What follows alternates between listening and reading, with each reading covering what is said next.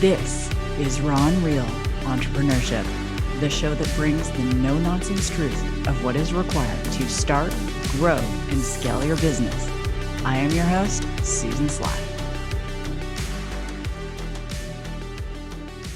Well, hey everyone. I hope you're having an amazing day wherever you are in the world. And okay, so have you recently done any ride share? Have you been in a Lyft or an Uber?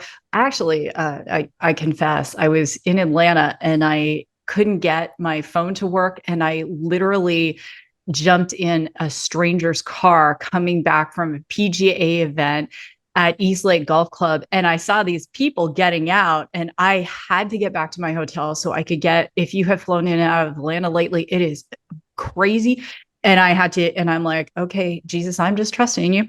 Fortunately, he was a very good person, and I have some special skills. For those of you who've been listening a long time, you know my first job out of college, I was men's maximum security prison guard. But either way, jumped in a strange person's car. But on my way to, I know you all are going to be writing in now, but anyway, on my way to that event, I jumped in an Uber. And I really feel it was a God thing, because there was this amazing human behind the wheel. And firstly, I noticed her nails, and that always gets my attention.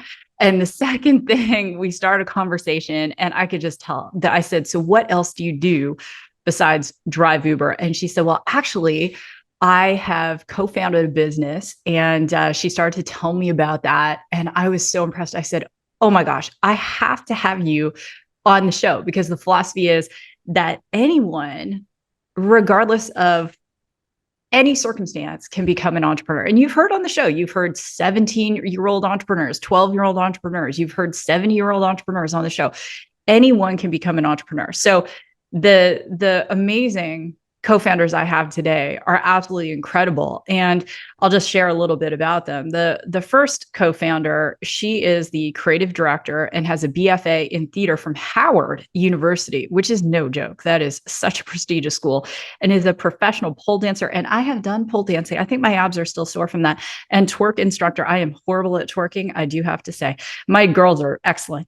She is adept at growing an online audience, building brand loyalty, and creating a social media presence, translating into sales, and amen to that.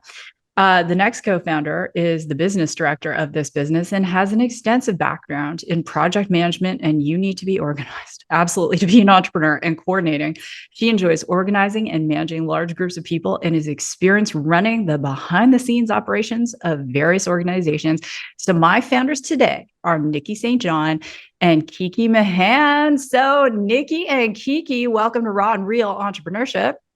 Hello. Thank you so much for having us. Thanks for having us. So Nikki, Yes. driving an Uber, you like, seriously, you met Kiki also in the Uber. Can you tell me and tell the audience, how did that all happen? How did you meet? I was having a really bad day, and I actually didn't want to pick her up because you can see the rides where they're going, what the rates are, and choose if you want to accept them or not. And something just told me, just go ahead and get her. And when she got in the car, we just immediately started talking. And similar to you, she asked me, like, what else do I do? And by the end of the car ride, I had explained to her how I had wrote a TV series. We had shot the pilot episode for the show, and we were funding it ourselves, but we were doing a crowdfunding campaign. And the TV show was also based on dance. It was a dance comedy.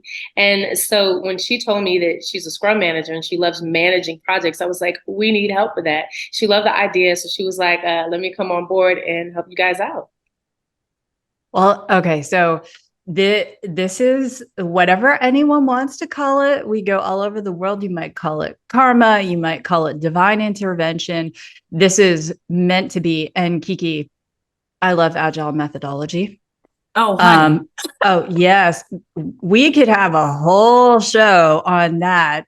My first question I want to ask you is, what is your favorite project management tool? Because I'm really curious about that. Okay, so the most underrated tool, and everybody always says all those fancy things about like boards and things like that. Your calendar, a regular calendar. That is my favorite tool, because if it's not in the calendar, I already forgot about it. Like, do not underestimate the power of a calendar, or calendar events, because it is very easy to forget a task or to not complete a task on time if it's not in your calendar. So you can have a million Trello, Asana, Monday, all of these other platforms, but if it's not in that calendar that you look at every single day, it's not going to get done.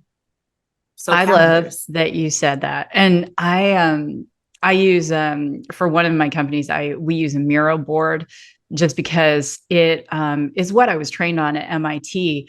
And so I love it. I love moving the Post-its around, but that's why, sorry, I was just so curious. Yeah, when I was trained in Scrum, we used Miro. So like it was a little strange for me because I'd never used something like that before. It kind of reminded me of like a Jamboard from like Google, but it was a little strange, but I'm familiar with that as well. I confess that here's my confessional in front of the many, many thousands and thousands of people who listen to these episodes, that maybe or maybe not, one of my Miro boards was Shamar Moore themed, and that's all I'm going to say. Anyway, so if it was or was not, I would like to see it if it exists. It is in the archive. I don't even know what we were planning. Okay, so I digress. So I am also trained in agile methodology, and sorry, Nikki, that is like, so that's rabbit hole. But okay, so Kiki, you get in the vehicle, and Nikki's sharing her vision of what she's doing.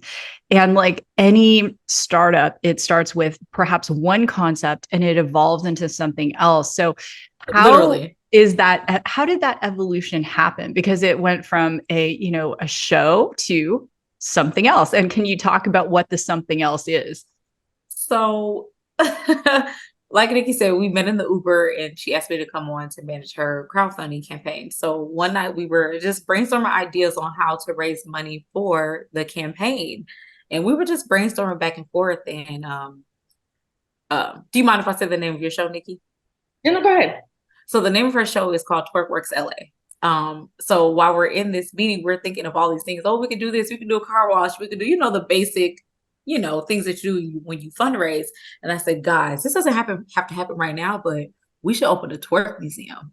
And everybody's like, oh, that's a great idea, and we're all thinking in our brains at the time, like, yeah, we could totally do that at some point, and as the campaign kind of progressed, everyone just kind of got busy with their own lives because, with crowdfunding campaigns, you are essentially working for free until the money starts to pour in. And we all understood that, but we also didn't want to impose on anyone else's life. And if they had other things going on, we had to respect that. So as people's lives started to progress and they kind of had to fall off the campaign for personal reasons, it just kind of fizzled out for a second. And I remember Nikki calling me. I was actually in Nashville for a funeral. A friend of mine had passed away. She called me. She's like, hey, I can't get the idea out of my brain. I'm like, what are you talking about? She's like, the twerk museum. And I'm like, okay. She's like, I think we should do it. And I'm like, who's we? Like, who's we? She's like, me and you down the middle. I'm like, okay, let's do it. And then the twerk museum was born. Yeah. Which is incredible because I could hundreds and hundreds of founders that I've interviewed. And I said to Nikki, this is the first one that like 100%. I think the closest was a friend of mine who left Wall Street. He was an SVP, Jess Feldman. So if you're listening, you can check out his show if you haven't heard it. And he like said, bye Wall Street. And he went into the world of art. And he's so much happier. He went from like high stress, never seeing his family to he connects people based on their budget with the art that they love. And that was, the business that he co-founded actually with his mom. So there you go. Right. Come on, family affair. I love that. Right. And so this vision for the museum, I know that depending on when people are listening, we're in a pre-launch phase. So you all are raising money, you're getting organized. I want to, it's interesting because a lot of people listening to the show are thinking of starting a business. So I want to get into the weeds of how you all stay organized in this phase because you're both working. So you're doing this part-time. Do you have regular cadence meetings? How do you decide? I mean, obviously, Kiki, you're agile trained, but you are the scrum master for every department of the business. So it's not like you are having like, individual. So how are you keeping this organized? What is the cadence you meet on? Do you have daily objectives, weekly objectives? How does it work? Well, that's kind of evolved over time. At first, it was very interesting how to arrange everything, especially with me and I'm driving, because Kiki can still, be at home on the computer and still get things done. But for me, like I literally had to not be in my car to, accomplish anything. So it was really difficult for me at first. So I was like, let's just focus on the fundraising. So we raised like half of the money that we need so far, and then now we're able to pay ourselves something. We're also doing a promotional tour. We have a few events that we're doing, to bring in money. So we have really had to re-strategize. I'm really big on Trello boards, and planning and marking off our tasks on a daily and a weekly basis. We also have like a monthly plan overview, and yeah, I think that's pretty much where I'm at with the organization. Kiki? Right. So we have both figured out that we have ADHD.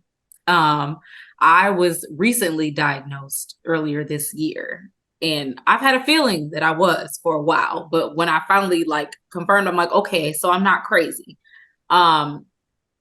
And in that, we kind of had to figure out like what was each other's weaknesses versus strengths, and we do share a lot of the same things in those departments. So we really try our best to like, get on each other. Like, hey, we're not doing this, so we need to do X, Y, and Z better. Nikki's really good at that with me, because like sometimes I'll just be in my own world doing stuff, and she's like, "But wait, bring it back." We dial each other in a lot. So when it comes to organization, Trello is her jam.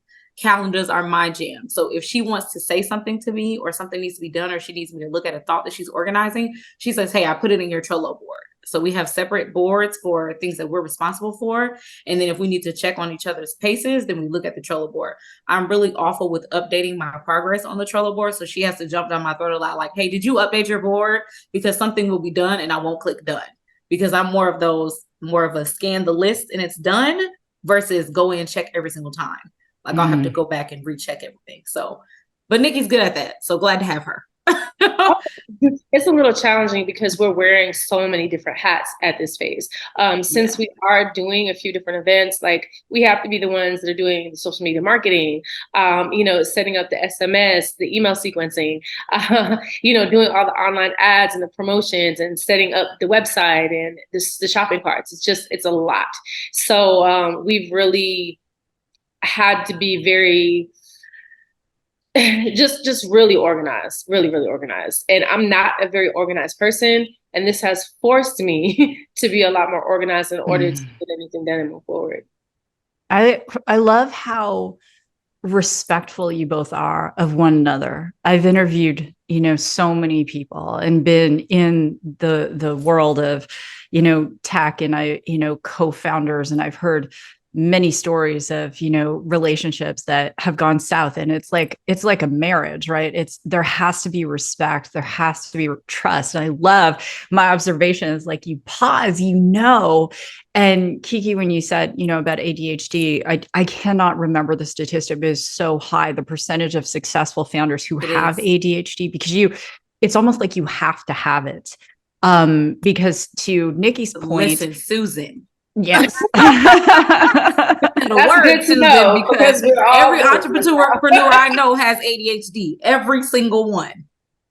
And they cannot, I do too. And you can't focus for long periods of time on one thing.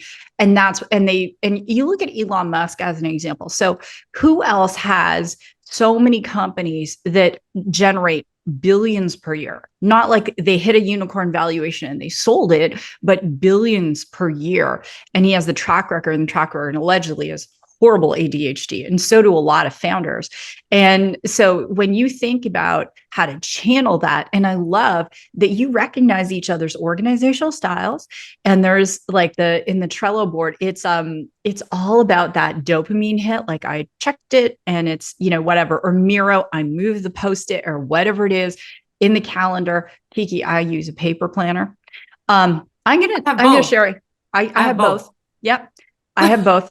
Although I was out calendared.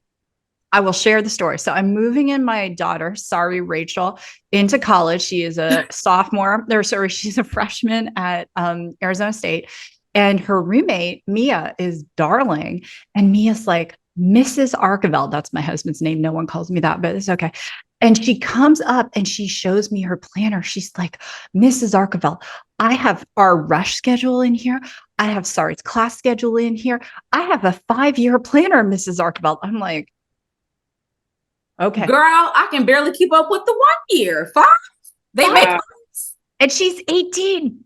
They make those? Well, let me know. I need to know where she bought that. I need the 5-year planner. I will find out.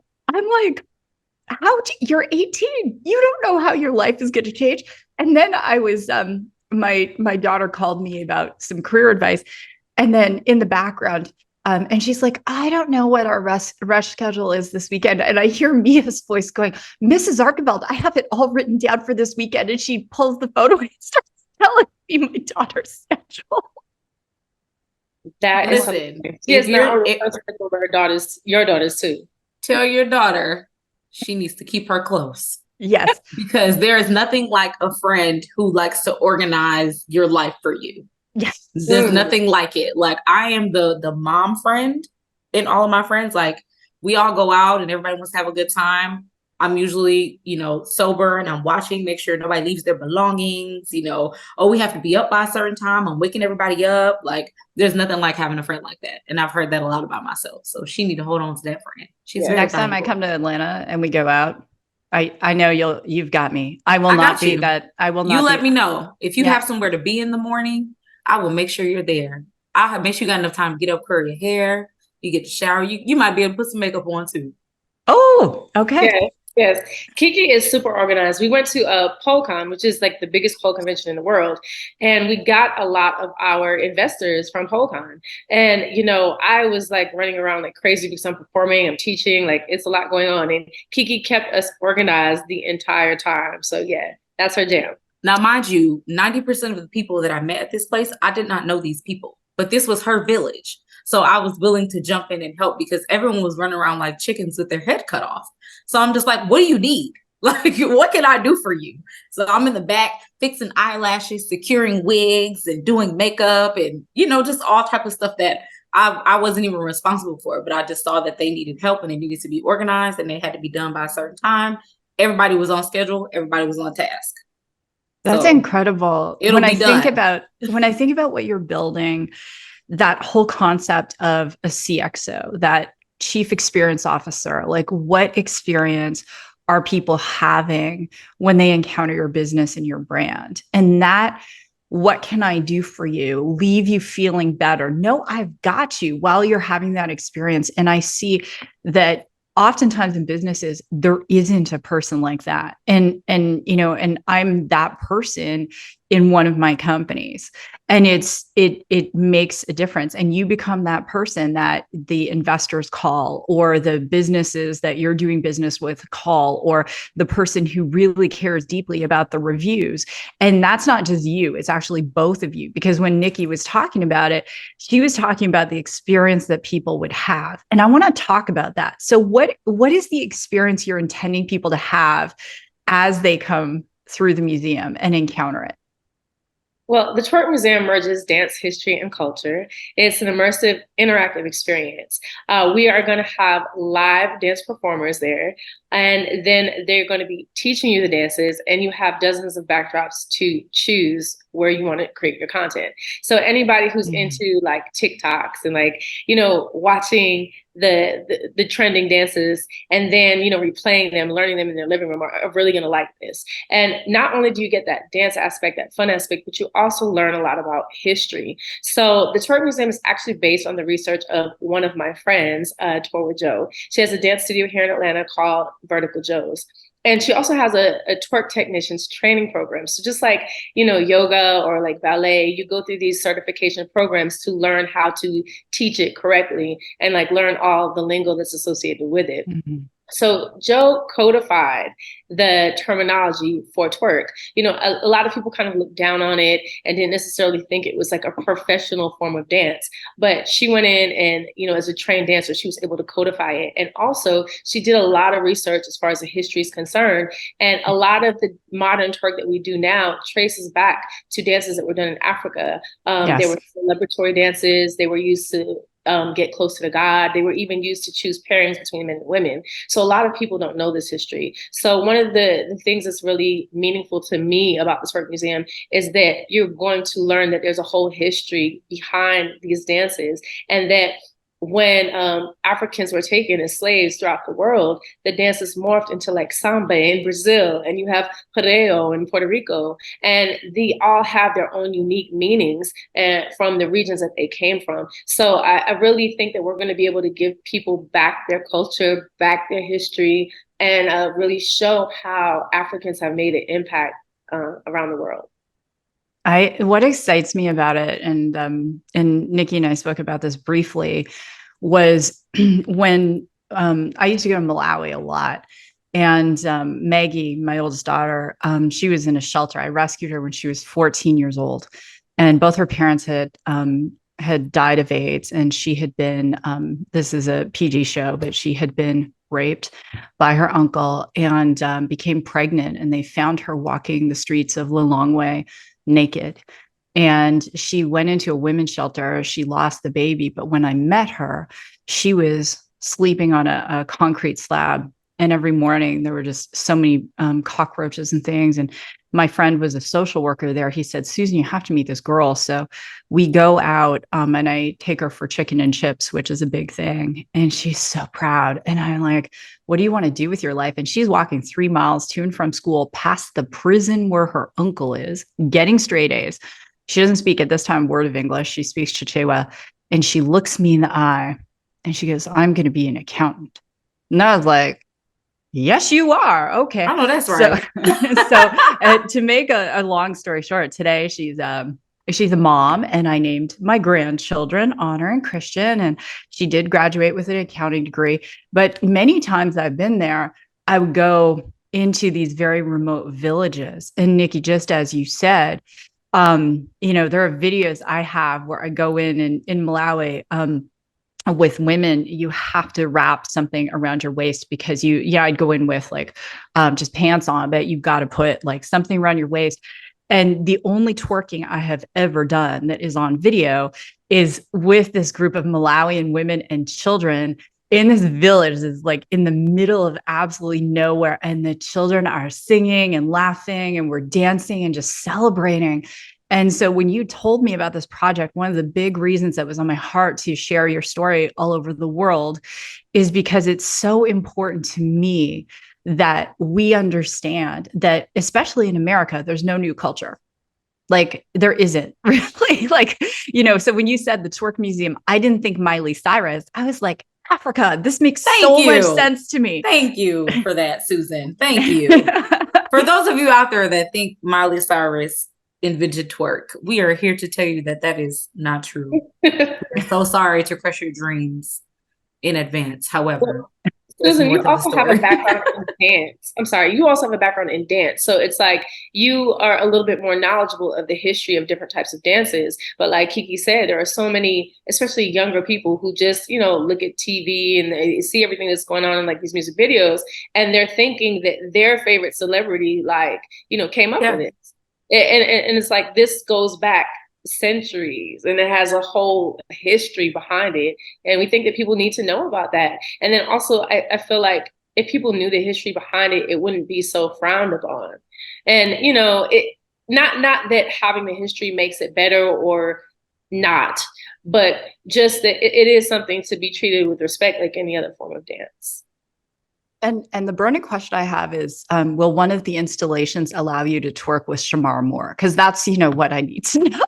You know what, Shamar Moore, if you're listening, honey, you need to come see us at the Twerk Museum when we open. We will send you a special invitation. Yes. And we need you and Susan to twerk in one of our exhibits. Thank you. My daughter has the Our team will be reaching out, Shamar. Our team will be reaching out to you. Definitely. My daughter has a Shamar Moore pillow. So when she was 13, she had on her phone a Shamar Moore screensaver.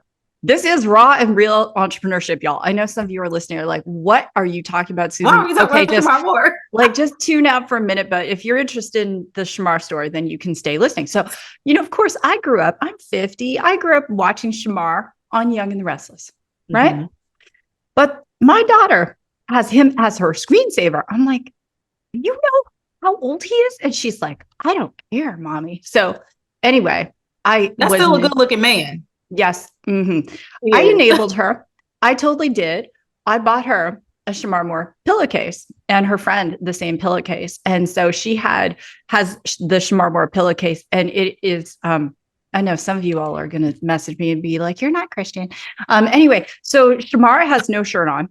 And anyway, so that is her. And when she went to university, Shamara went with her. I know that's right. Well, first of all, half of the teenage heartthrobs are shirtless in the magazine anyway. So what's the difference between Mr. Heartthrob and Shamar Moore being shirtless on my pillow? What's the difference? If it came to Harry Styles shirtless or Shamar, there's no It's no. Shamar immediately. It's immediately. Yeah, I think we all can agree that Shamar would win the shirt off. I kind of feel like this is the view of Rod Real. You know what, Susan? If you're interested in starting a Raw and Real View show, let us know. All right. Okay. So we're digressing. But anyway, we'll have a whole other discussion about that. The Shamar, I'll have to, if you want me to send you the same pillowcase, I'm more than happy to do that. Absolutely. I want to ask a final question. We're talking, I want to get into, this topic is, what starting this business, fundraising, we know the statistics, right? For women-led pitches to VCs, it's less than 2.5% of women-led pitches get funded. The gal who started Canva, she pitched 200 VCs, and they rejected her. And it's like, in the Bible, it says the stone the builders rejected became the cornerstone. And then she got a multi-billion-dollar valuation, like showed them. And so, there's the fundraising aspect. As you said, you're wearing all these multiple hats. You're the accountant, you're marketing, you're keeping track of investors. There's no end of things, plus the creative aspect. So, Kiki, I'm going to start with you. What is something you wish someone had told you about the entrepreneurship journey that you have now learned? Oh, honey. First of all, it's not as simple as 1, 2, 3. You get on social media and people say, hey, you want to start a business? This is what you need to do. And then they say, get your EIN, get your LLC, get a business address, but they don't tell you how much those things cost. They say like, oh, it doesn't cost that much to start a business. But for someone who is living, in the regular working middle class, that's not feasible to them, because the amount of fees that me and Nikki have found, come with starting a business of this size, it's astronomical. Like it's really expensive. So what kind of really burns me up at these, influencers and celebrities sell these ebooks that say this is how you start a business, but they don't tell the whole story. So, in our success that is coming, our goal is to tell it all. We're not here to gatekeep. We want you guys to win too, because although at some point you may be our competition, that's not now. So I wish someone would have told me exactly what those steps were so that I didn't have any surprises along the way. Yeah. And it's for budgeting purposes and then cash flow purposes. The founder of Proof Test, which is an FDA approved for fertility advice, she was on the show a couple of episodes back and got the FDA approval. And in my mind, I was like, how much money did you spend on the attorney? Like, so expensive. And she said, actually, I Googled it and I did the application myself. And another friend of mine, a founder, Lori Harder, and she's got a new product coming out, and I'm an investor in her company. She's like, I Googled it. And she said it took a lot of time, but I saved a lot of money because, Kiki, to your point, there's a lot of people out there who will, offer to do things and so on and so forth. And it comes with a price. And there are certain things you can do yourself. And one of the things I've never been, I just started a new S Corp, and I've never been afraid to ask. I have more attorneys than I have handbags. And I'll say to one of my attorneys, how much will you charge me to do this? Right. And if I know he's going to do a better job and it's going to take him less time than it's going to take me because time is valuable, then I'll do it. But I'm not afraid to get the accountant to give a quote, the attorney to give a quote, to use Google. We have to be resourceful. All right, Nikki, what about you? What is something you have learned that was not expected on this journey so far? Wow. Good question. How much everything was going to cost? When That's the we one. when we initially put this together, we're thinking, oh, it'll be about, what did we say, about $200,000, Yeah, we and said 200,000. and then it was just like, and I had actually bought an ebook, like Kiki was just talking about. It was like how to like do an interactive museum. And it was like, oh, you can start it for like 30,000 to like 100,000. So I was like, yeah, well, my vision is a little bit bigger. So I think we could do this for 200,000. No, when you start making the phone calls and like the costs start adding up, it's just like, how did we get here? So, I really have respect for people like yourself who have multi-million dollar businesses, because it takes so much to get to that level that, you can operate, just even your operating expenses. When you look at the monthly breakdown of our operating expenses, it's like, this is insane. I mean, I still know that we can do it, but it's like now you have to go back and you have to readjust your strategies. Like, okay, we were thinking that this was going to happen initially. Now we have to plan for this. So now how do we get to this? So yeah, I just think the money is like a step-by-step playbook for how much everything's going to cost would be amazing. That Yeah. part. And I do want to double back to a point that you made, Susan, about how you have no shame in your game when it comes to getting quotes from everyone. So this is actually a conversation Nikki and I had earlier this week. It was more of like an epiphany for us when we were trying to figure out, should we hire someone to do, certain things for us? And we basically were just saying that maybe we should attempt to do the baseline work, and then look at it and then get some advice from a professional. And based on what they say, if we can do it on our own, we can finish the task. But if not, and we feel like it'll be better for us to spend the money and it'll benefit us in the long run, let's pass the task off. Because part of the battle of being, an entrepreneur or an owner of a company is knowing when you're not good at it. You have to learn how to delegate. And Nikki and I struggle with delegation a lot because we feel like we can do that. And it's like, yeah, we can, but like there are other things we could be doing if we just delegate this one task. You know what I mean? But that goes back to the budgeting thing. So, we're thinking, we thought of all of the things and we have all of these we have this grand scope of skills that we both possess, but there's just not enough hours in the day. There's not enough manpower. And we're finding that we got to find solutions and we need them quick. So that's another thing that people should discuss about running a business. You can't run it by yourself. I know people that do it. I have done it before. And every single business that I've run on my own, I've dissolved because the manpower is just not feasible to sustain long term. At some point, you have to hire people. And, now Nikki and I are in that phase where we're like, okay, let's wrap up our funding so that we can start getting some manpower in the door so that we don't burn ourselves out before we even reach the finish line. Yeah. And the piece of advice I'll give you is, in the beginning, the way you all do things, the bar is going to be set so high because of who you both are. And, you are both perfectionists. And I say that with love. If I could go back in time, I would have documented some of the things I did, because when you hire those people, whether it's an overseas VA or whomever, you have SOPs that you can give them, standard operating procedures for someone who doesn't know what that means, that you can give them. And that taking that time, an hour a week, and sitting down and going, hey, I did this, this, and this. And this is something I would like to have someone, I'd like to hire someone to do this thing at some point. And that SOP becomes the job description. And the other thing is, I'm a big believer in using overseas talent. I have a whole team of overseas, like a full-time videographer who does, like, I'll take an iPhone video and he edits it and does all that stuff. He captions it. A full-time assistant who's overseas. And these amazing folks have become like my family, and they've been with me for years. And we can talk offline. I can tell you where I find people, and they do the DISC assessment, and I hire based on their personality trait, just because I'm a handful. And so I need people who like can work with that kind of ADD energy, right? Self-aware. Sounds like us. We have a full-time graphic person, and she is overseas. And we promoted her from an EA to a supervisor. So she oversees everyone. And in our interview process, she interviews first. in their language. Then we do English interviews, and we have a 3-step process. And everyone we've interviewed, we've only had to let one person go for underperforming, but everyone's been with me for years.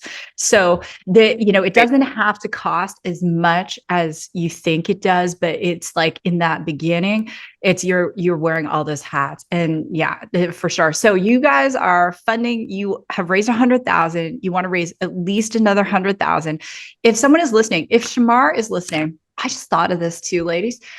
He Shamar, was a come on. server. He was a server at a friend's party. And we were having this conversation like a few years ago, and I have to remember which friend it is. And so anyway, they actually know him. So Shamar, if you hear this and you're interested in funding, or anyone else is, how would anyone reach you to invest? Okay, so we're not just talking to Shamar, we're talking to everybody, but Shamar, especially you.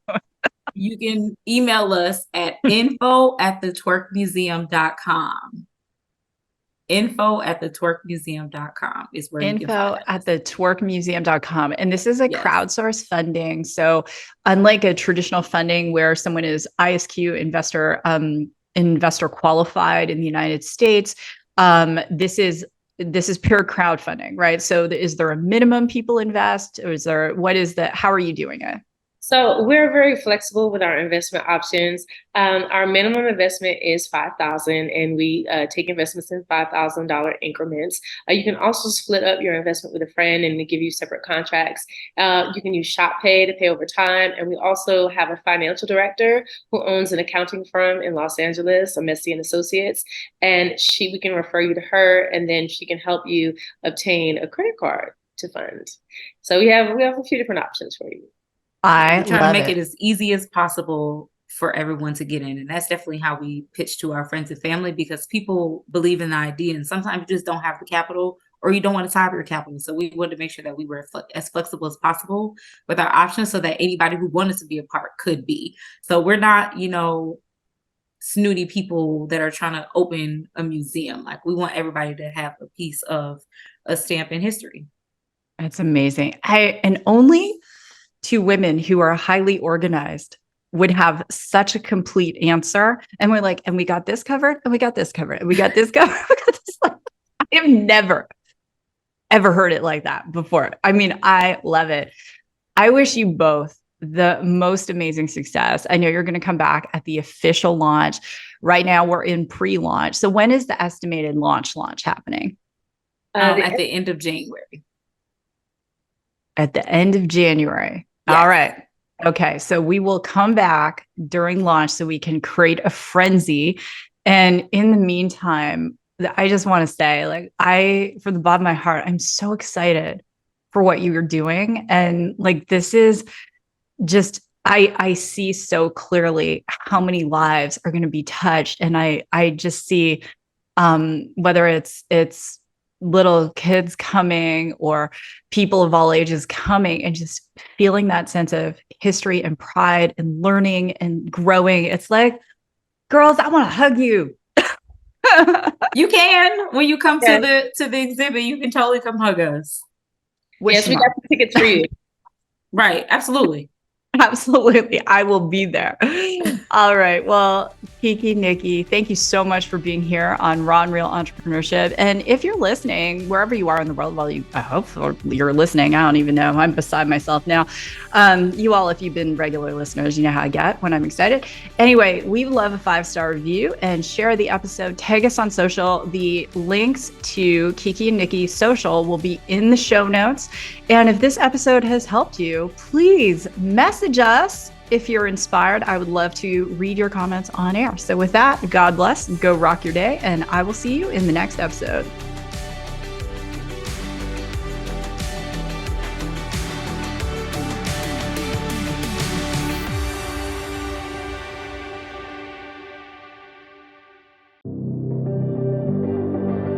Are you currently an employee looking to start your own business? Maybe you've been thinking about it for a while and you're just not sure where to start.